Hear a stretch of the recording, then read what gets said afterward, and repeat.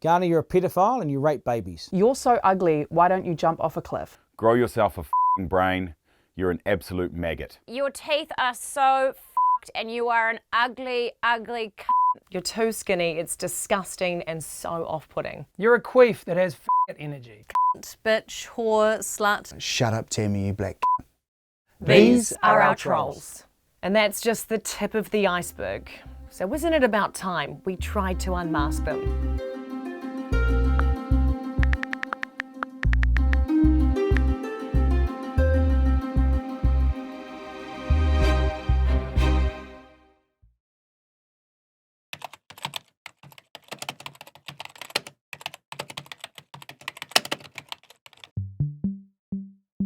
As someone who is trying to like get a lift from someone and trying to put someone down. Tess never got on and it's been intercepted and he has stolen 5 points again. Whoa. Oh, TJ Perenara, unbelievable. TJ on the spot. TJ Perenara needs no introduction. A hurricane and an All Black. He's used to the roar of a crowd, the limelight, TJ Perenara will be very, very happy with that one. and the scrutiny that comes with it. The question I have for you is... You can't re-sign Perenara. You cannot re-sign him. Wouldn't TJ cost 3 times as much? That's what I'm saying. Probably buy 2 young guys for his price. Today, the black jersey is off. But even though he's away from the field, the scrutiny still follows. Probably the worst I've heard is like wishing injury on me. I can't remember like word for word, but there's been like a number of people who've wished injury on me. So-called fans or followers polluting news feeds, littering comment threads and crashing into TJ's DMs. Stuff that probably gets to me is the stuff that gets through my family. If my whānau see messages or they start to interact with trolls or whatever on the social media platform, and then I see their interaction with it, that's probably what hurts me more. And while TJ has always been in the spotlight, his wife Greer has now been thrust into it too. The first time I was sort of exposed to trolls, I guess, was when we put out our wedding video. We had a wedding video done and a few people decided to go on like behind private profiles or fake profiles and comment on like my weight and how I looked on my wedding day. If I post photos, some people message me and say, "You look disgusting." How does it make you feel when you read those comments? It does make me angry. I know that I personally would never go online and say something negatively and attack someone personally that I don't know, or even people I know. Like, I would never do that in an online space. TJ's been a target his entire career. He tries not to focus on the trolls, but even a superhuman athlete can have a very human response. I think my tougher moments were like when I was coming back from Japan, probably, and then people saying that I shouldn't come back or whatever, or stay in Japan and that. But at that time, like, they don't realise that I was away from my family for a long time. My daughter was she, what time I got home? Like 8 months old when I got home, and then making that decision and then seeing messages or getting messages about, "Oh, why have you come home?" Like, yes, I can deal with it, but still, that probably hurt me the most. Has there ever been a moment where it's been just a bit much and you've just gone, is it all worth it? Yeah, probably. I can't remember. I can't remember exactly when it was. Maybe after a test match or something like that. And I must have been getting pumped in the media, for, like, not just from like fans, but from media itself as well. And I could see like my family and that writing back to all of these messages, my sisters, my wife, my grandmother, like my mother, my cousins, and I could just see this thing on people going to bat for me. And I probably never got to the point where I'm like, oh man, this is too much for me, but it got overwhelming. This is a human being, and you need to remember that these rugby players out there, cool, they go out, play for our entertainment, but they're humans, they're someone's father, someone's son, someone's brother. Because of the hate, TJ and Greer have made a conscious effort to keep their 2-year-old daughter away from social media. But they also worry for young, up-and-coming rugby talent. If I play poorly, I play poorly, and if people comment on that, cool, like it is what it is. But when people start to DM you about who you are as a person, I think is, like, that's definitely crossing line. Do you think the trolls will just keep popping up? I think so, yeah. Probably. Yeah. I think it's awesome to bring awareness and to talk about it, because not talking about it is accepting it, and I don't think we should accept it.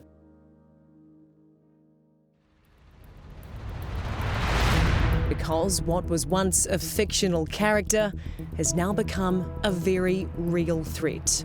Typically, we would define internet trolling as a disruptive, provocative, antisocial online behaviour where somebody posts provocative comments or makes menacing messages, but the intent is to upset, menace and harass an individual. Australian cyber psychologist Evita March has studied internet trolls since 2014.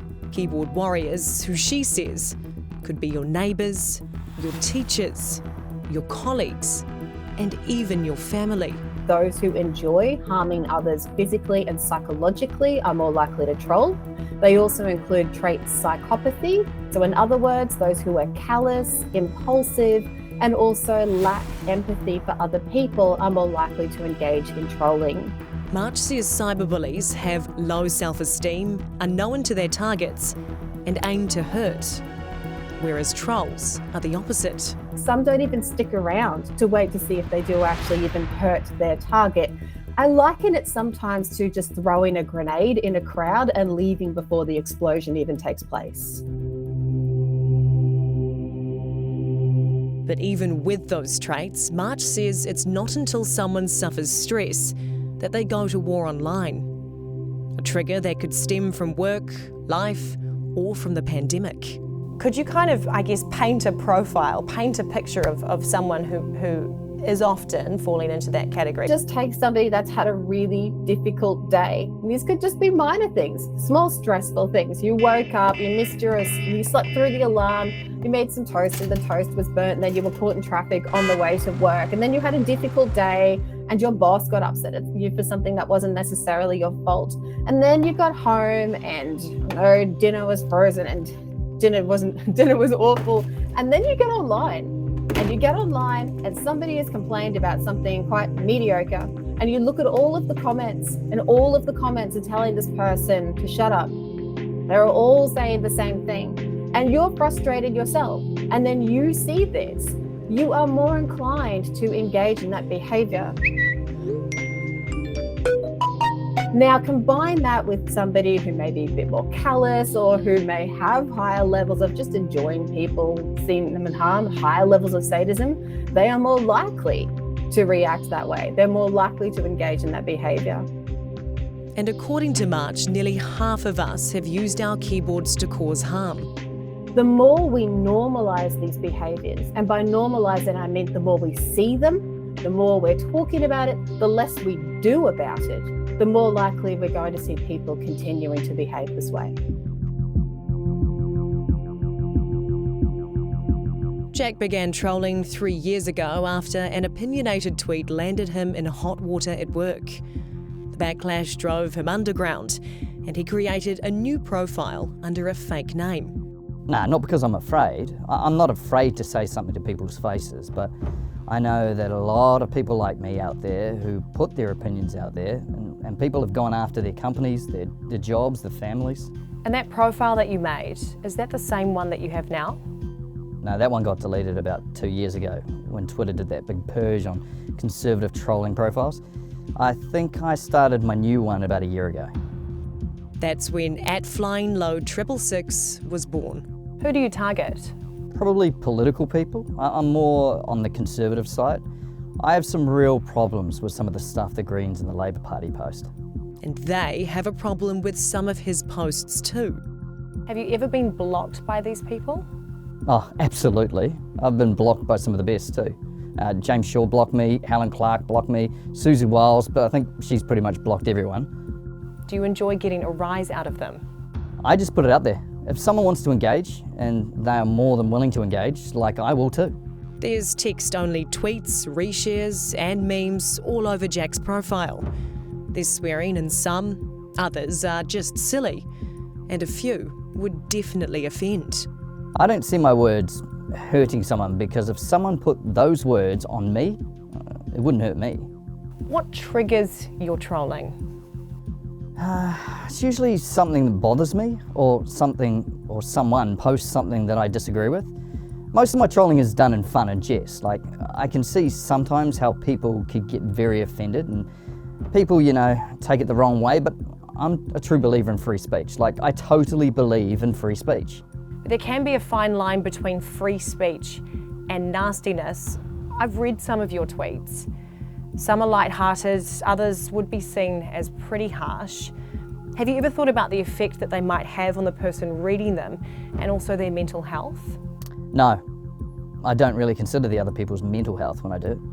But I also don't ever see that I've ever crossed the line. If I felt I had, I'd delete the information. But I think especially if you're a public official and you put your thoughts and comments out there, you should be open to, I'm not going to say ridiculous stuff, but you're definitely opening yourself up to the conversation.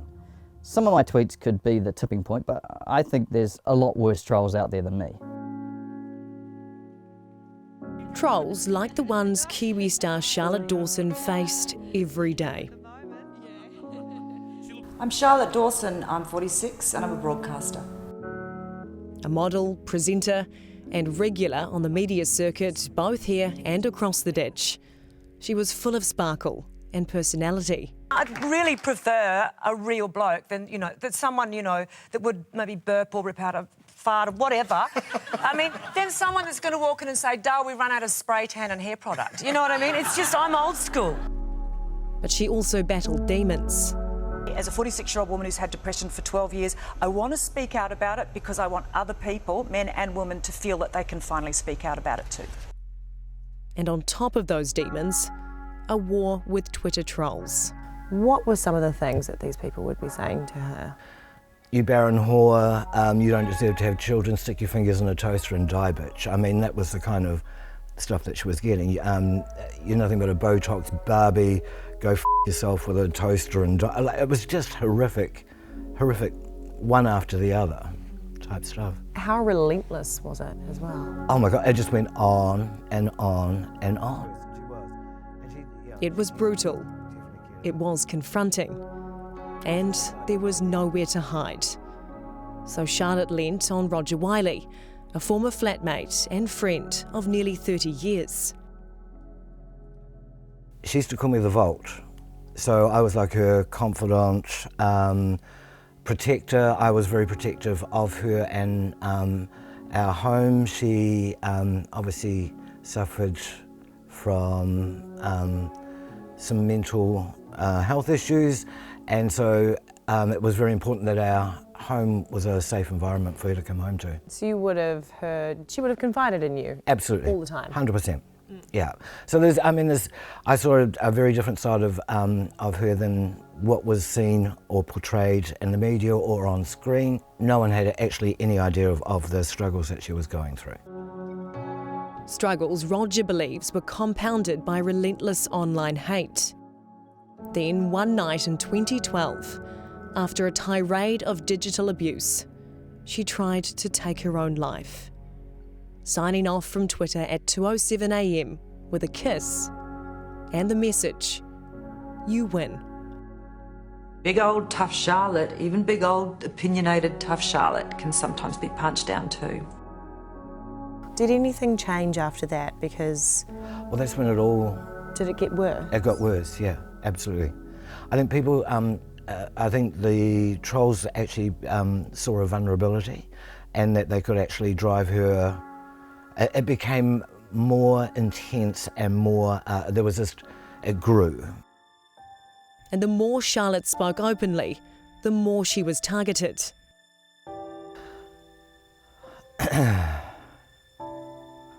It's really hard, actually.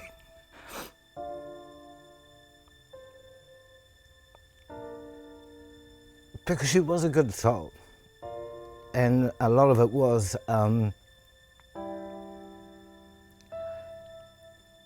She did bring it on herself because she put herself out there to try and, whatever she was fighting for or whatever she was giving a voice to, and she thought she was doing the right thing. She was trying to help people.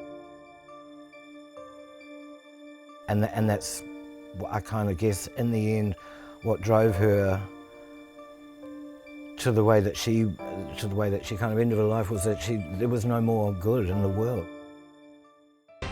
Good evening. After a long and public struggle with depression, television personality Charlotte Dawson's life has ended tragically, with her body discovered this morning at her Wilhelmina home. The woman who helped so many others was unable to help herself. Roger spoke to Charlotte the night before she died in February 2014. He says she was struggling with work pressures, a story about her ex-husband, the scrutiny and the backlash that followed. She was a great soul. She was funny, she was smart, she was beautiful. And everybody loved her. Just don't know what's going on within an individual's life. It could be a relationship breakup, it could be a mental or health issue that could actually just be the catalyst. I know that suicide is a really complex issue, and I know there's not a single factor that you can pinpoint or you can blame in most cases. But do you think that had she not been subjected to this level of online abuse, that she could still be with us today? Absolutely, 100%.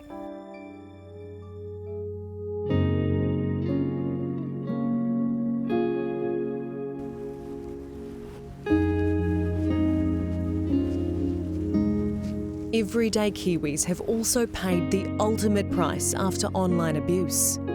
She was funny, very cheeky, but in a nice way, not in a naughty way. She was one of those girls that always put other people first. Chelsea O'Byrne was just 13 years old when she took her own life in 2017. If you met Chelsea, you'd remember her. She'd be one of those girls that you would remember. If you met her for 5 minutes, 5 hours or 5 years, you would never forget her. Her mother, Deanna Hughes, will never forget her smile, her passion, and the way she'd light up a room.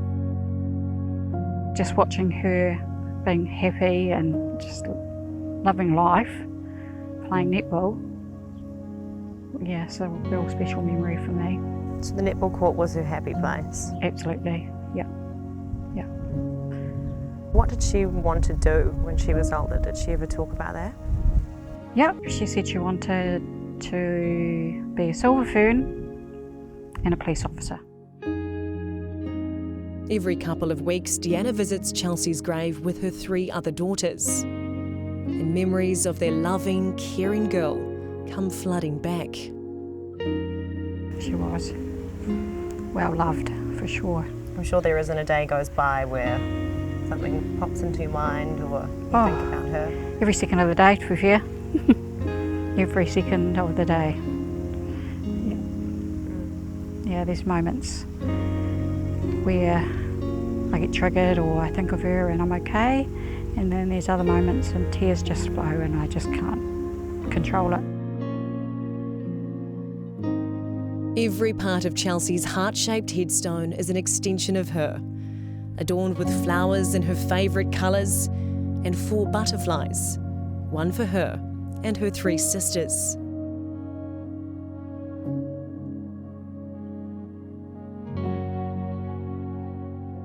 Back at Deanna's home, there are memories of her everywhere too.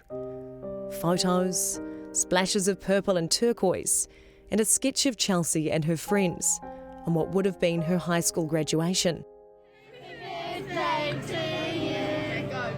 There have now been 6 birthdays, 6 Christmases, and nearly 6 years without Chelsea.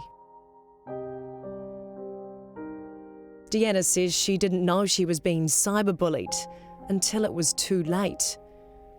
She says another teen relentlessly targeted Chelsea over a boy and threatened to share a secret online. She said to her, please don't, because if you do, I'm going to kill myself. And the girl put emoji and said, do it. And yeah, not long after that, she passed away. Wow. Yeah, and I found her the next morning. I'm sure there's hardly any words that could describe what that was like. Oh, no, I can't describe it. It was like my whole world was gone. I couldn't function. I couldn't look after my other three. Like, I was screaming at them. They told me at the time I scared them. Yeah, it's the hardest thing to ever go through in life, to lose a child. Deanna says Chelsea was also struggling with the death of her grandmother, and things began to pile up. She dealing with dad abandonment issues as well, and then dealing with the cyberbullying going on. It was just obviously enough to put her over the edge.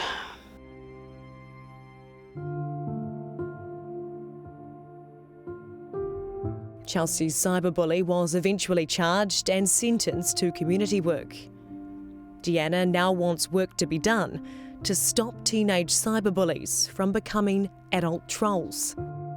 I do believe that there needs to be education within schools. There need to be programs for our young people to be able to come together and talk about this and understand mental health. You know, understand people are going through tough times and words can hurt. Do you think it's been so normalised now? It is. Like, it's crazy. I go on Facebook now, and especially with with Jacinda. The hate that she gets is disgusting. It's awful. That's what I mean. It is normalised because people are keyboard warriors. They've got all the balls and everything to talk on a screen, but you put them face to face, they wouldn't even say half of the stuff that they say, what they would put on social media.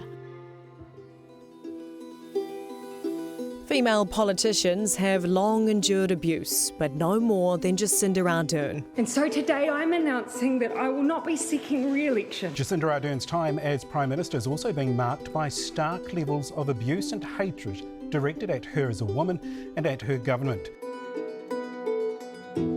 And there's numbers to back it up, with the University of Auckland study revealing the former Prime Minister faced online vitriol up to 90 times higher than any other public figure. That's what I would call predator trolling, because it's sustained, they're real life threats of harm, it's violent, it's sexual, and it's designed to do her harm, psychological harm, physical harm possibly. Ginger Gorman is an Australian author and journalist. She spent years researching trolls and even became a target herself. There are groups of extreme left-wing trolls, for example. There are women trolls. I came across a transgender troll in my travels. There are trolls that are people of colour. And they don't always operate alone. It's very much like a bikie gang. They often had presidents, vice presidents, and they were very organised. And they were going to do raids against people. So they would pick a target, research the target, and very, very deliberately plan cyber hate events against that person. And more often than not, it's directed at female politicians. It's that extreme trolling and online hate that Gorman believes is a threat to democracy. Now, we don't know why Jacinda decided to leave. She hasn't publicly said that this was part of her decision, but I cannot imagine that it would be otherwise. Because having received those threats against my kids, myself, the terror is extreme. It leads you to lie awake at night in a cold sweat thinking, did I just put my kids' lives in danger because of my job? You've obviously heard from so many other people who are looking to get into politics. Have they ever thought twice about it? Female politicians contact me all the time, and want to tell me about the extreme cyber hate against them. The most recent really disturbing case is a British activist who wanted to run for politics, and folks who didn't agree with her agenda created deep fake pornography using her face and body and sent it to her family. She just said to me today, I'm never ever going to run for politics because I can't cope with this. And frankly, why would you? Because what starts as a digital threat, Ginger says, can often have real-life consequences. Kia ora, good afternoon. We're interrupting normal programming with some breaking news after reports of a shooting in central Christchurch this afternoon. There has been a major shooting incident with reports of gunmen firing near mosques in the centre of the city. Almost universally, the kind of terrorists who are predator trolls who then go on to do real-life harm are talking about it on the internet. Like all the ones that I've mapped in my work, and also the Christchurch killer.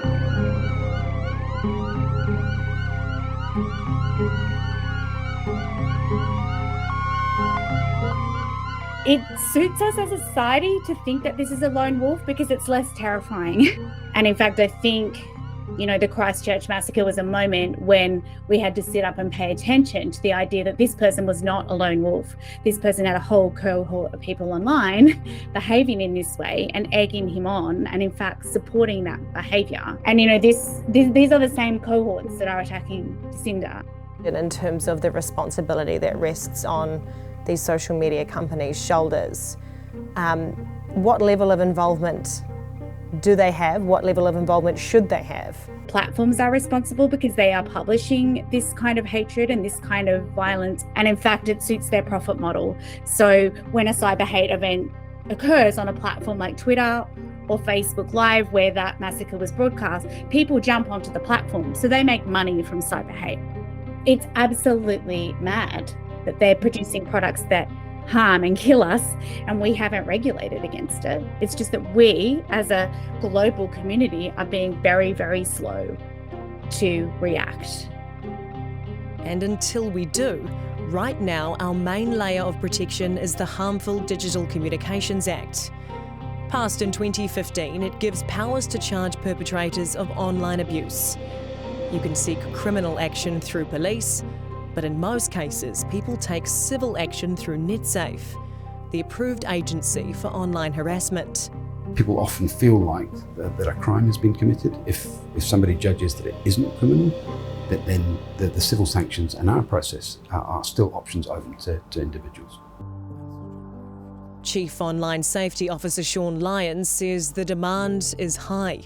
Last year, just over 5,000 complaints that were potentially under the Harmful Digital Communications Act, and that's the biggest year I think NetSafe's seen since it began in 2016. What was your most common complaint as well? The most common would be harassment. So somebody perpetually harassing or repeatedly harassing an individual, and that's one of the communities. So that's trolling essentially, isn't it? Yeah, exactly. So that along with menacing, threatening comments would probably constitute nearly half of the reports that we have. Our job is to process those complaints and then provide people with a complaint summary at the end, which people can take to the district court. But not everyone ends up in court. In fact, only about 15% of complaints are given a complaint summary. So our first function is to try and go through a process of persuasion, mediation and negotiation with the situation, both with the person that reports it to us, but also with the person who's alleged to have produced that content. We can't reach the person, perhaps we will talk to the platforms where the content is. It's not the silver bullet, and obviously content can come down and it can go back up again. But for a lot of people, if the harm was created in the heat of the moment by one, the removal of that content, like I said, goes a long way to reducing the impact on that person. Sometimes that's all that's required. So how difficult is it in a case where you're faced with an anonymous troller? So finding the content, finding where the content is and having that removed, those things can be straightforward. Finding out who posted it in the first place can be more difficult. Well, here are some slides that I'm going to Lyons says the civil arm of the legislation caters more to content rather than the person behind it. It doesn't stop the person that's creating it from creating it, but it does remove the person from those spaces. But last year, Christchurch City Councillor Sarah Templeton decided to change the narrative after being relentlessly trolled on Facebook. It had been really full on. I'd lost a lot of sleep, I was taking sleeping pills to sleep at night, was struggling with my meetings. Did you ever at any point feel unsafe when you were being targeted? Yes, yeah, I have. I've had, because I bike a lot, and I've had threats to run me off the road, that kind of thing online. Templeton went public about her trolls and the abuse stopped. But in her eyes, it wasn't enough. It took a while, but I decided to find out who they are so I could try and make it act as a bit of a deterrent. So if I could find out who was behind fake accounts, then other people could do it as well. The National Party has launched an urgent investigation this morning after a troll social media account was linked to a member of its youth wing. Former young Nat Jesse McKenzie was finally unmasked after a court ordered Facebook to release the IP address linked to his account. It has set a bit of a precedent, which is great. So people know that if you do things under a fake identity on social media, you can be found out by if someone goes through this process. Templeton took the civil route through NetSafe, but says it's a process fraught with challenges. The legislation still isn't ideal, and NetSafe they're not an advocate, so they are there just to do a bit of a process. And because they're not an advocate and trying to act on your behalf and help you with things, it means you're still a bit alone.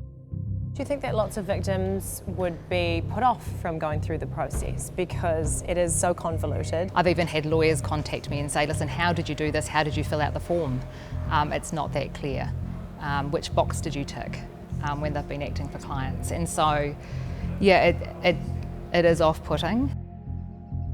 Having a map to justice can be comforting, but navigating it is often a long, winding and treacherous road. Horrible, lengthy, no real answer of what to do. Chloe wasn't a victim of trolling, but image-based sex abuse, known to most as revenge porn. Even talking about it now is quite hard.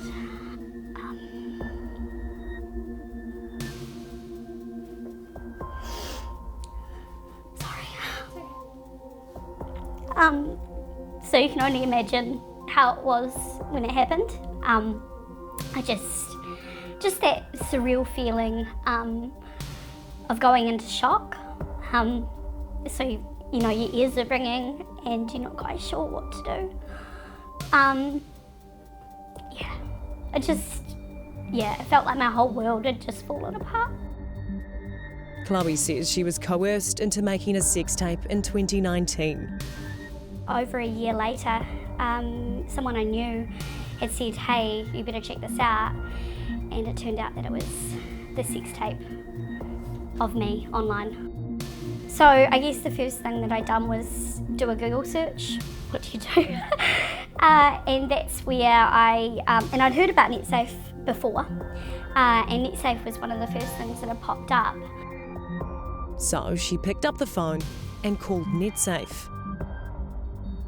They basically just said, thanks for making the report. You need to contact the website directly yourself and ask them to remove it, or you could contact the guy that's done it and ask him to remove them, which was completely out of the question to me. You're going through this absolute panic, and you're going to the agency that you think will be able to come in and save you, and you're being told to sort it yourself. Yeah, not even save me, I just wanted some advice on where to from here. What do I do? What happens in this kind of situation? And they couldn't even give me an answer to that.